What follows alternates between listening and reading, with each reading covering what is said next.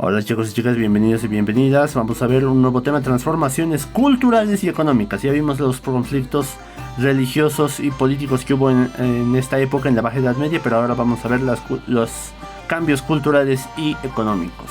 Empecemos por la cultura entonces. Primero que nada, la educación en esta época era solo para las clases altas y las daban los monjes o religiosos en las iglesias. Bien. Obviamente esta enseñanza se daba en un idioma específico, en el latín, y por lo tanto no era de acceso para todos.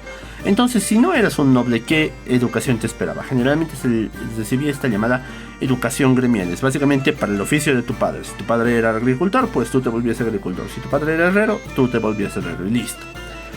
Ahora, el Islam por su lado tenía otras diferencias, ¿bien? Ellos ya tenían escuelas como para toda su gente, ¿bien? Los niños siempre aprendían a leer y escribir, se alfabetizaban, bien, y aprendían el Corán en las escuelas, y en las madrasas, que eran universidades, se hacía investigación científica, bien.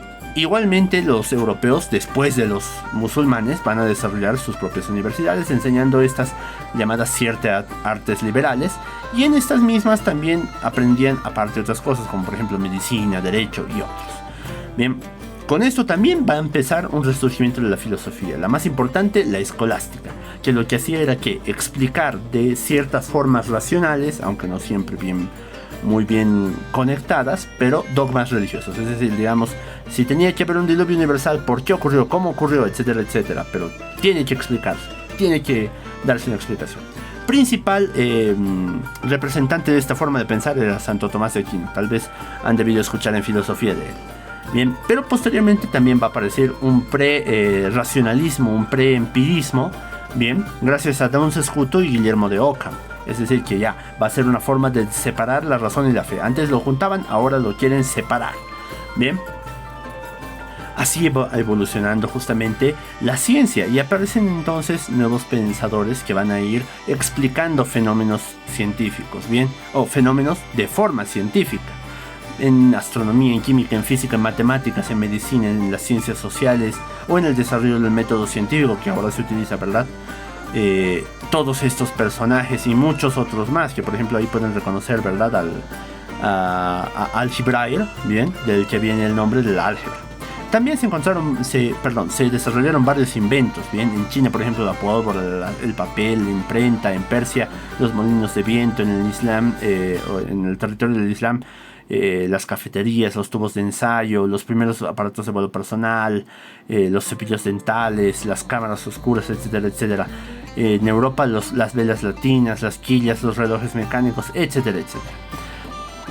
La cultura entonces va a ir cambiando gracias justamente a todos estos cambios de pensamiento y a toda la educación que se va recibiendo.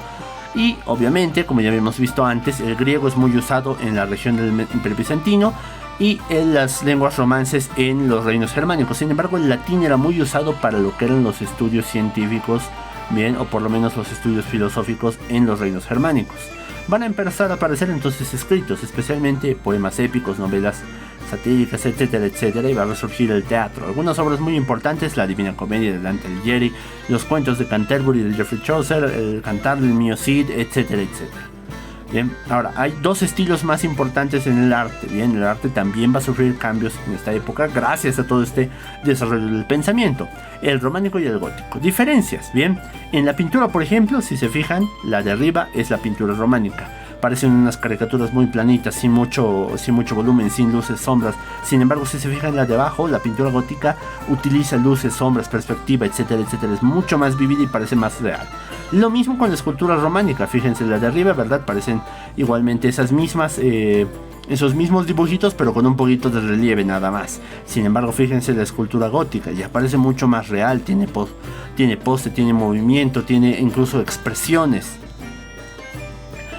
Con la arquitectura, ¿verdad? Podemos ver que, fíjense, la de arriba, que es arquitectura románica, es mucho más oscura, debido a que generalmente la arquitectura de ese periodo era muy gruesa los muros y por lo tanto no podías tener ventanas grandes. Sin embargo, la arquitectura gótica empezó a buscar formas de hacer espacios mucho más grandes y poder poner ventanales gigantes. Con lo que pueden ver, fíjense, esa galería es gigantesca en principio y hay mucha más luz. Y eso se explica justamente acá. Uno de los ejemplos más bonitos del gótico es justamente sus ventanales de colores tan lindos y tan vívidos. a diferencia de las pocas ventanas que tenía el románico.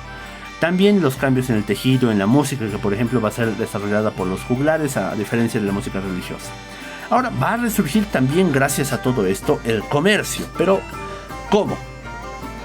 En el siglo XI va a empezar a haber mucha más producción, bien, y esto va a permitir que mucha gente empiece a comerciar más. Generalmente, ¿cuál es la primera fase que van a desarrollar los comerciantes? El comercio local. Van a ir básicamente así en sus carretas a diferentes pueblos a ofrecer sus productos. Con el crecimiento del comercio van a empezar a crearse ferias estacionales, es decir, en la época de cosechas de ciertas cosas van a empezar a aparecer ferias en las cuales la gente va a empezar a vender varios productos e intercambiarlos. Y finalmente, cuando el comercio ya haya crecido tanto que, por ejemplo, hayan en las ciudades barrios para cada uno de los oficios que son necesarios, van a empezar a crearse las ferias ya establecidas en los pueblos, ya no estacionales. Bien, esas son las tres fases del desarrollo del comercio.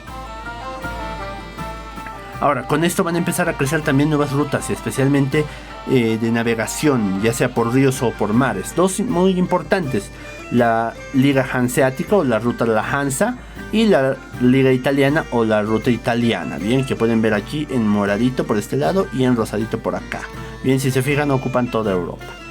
Ahora, ahí es cuando van a empezar nuevamente a aparecer las monedas, porque antes no se utilizaba tanta moneda, porque con el comercio que se hacía aquí por pueblitos no lo necesitabas, intercambiabas una cosa por otra y listo. Pero con el tiempo empezaron a usarse cada vez más monedas y cada ciudad a veces tenía sus propias monedas. Ahí es donde aparecen los banqueros.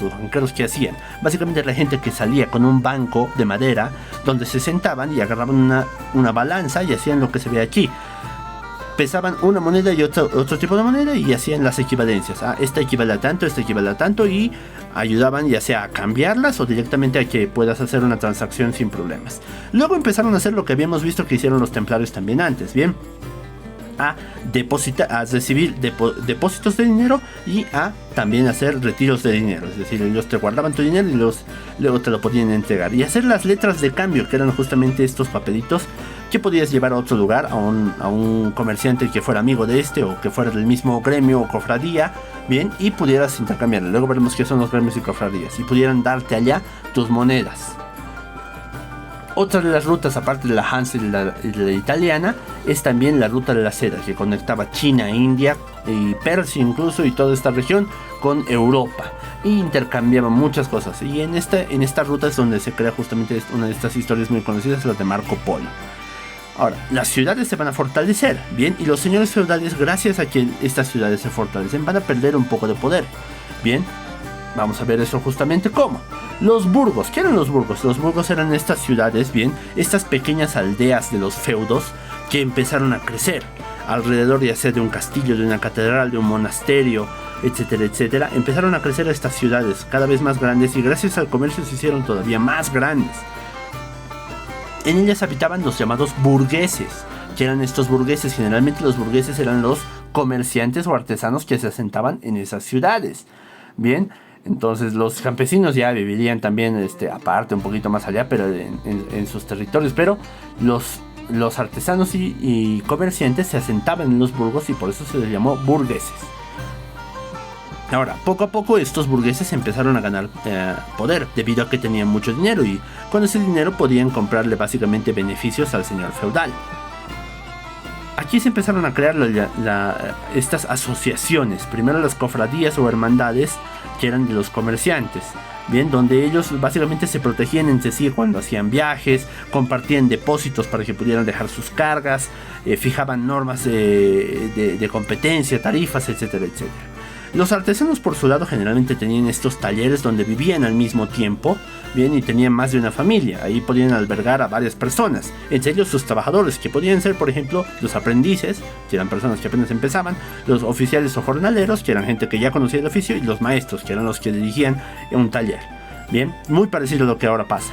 Y estos creaban también sus propias asociaciones, los gremios, bien. Y estos hacían lo mismo que el otro. Tenían, por ejemplo, reglamentaban los precios, reglamentaban cómo se hacía el oficio, se brindaban auxilio mutuo, se representaban ante el gobierno. Eran básicamente eso, asociaciones como las de ahora.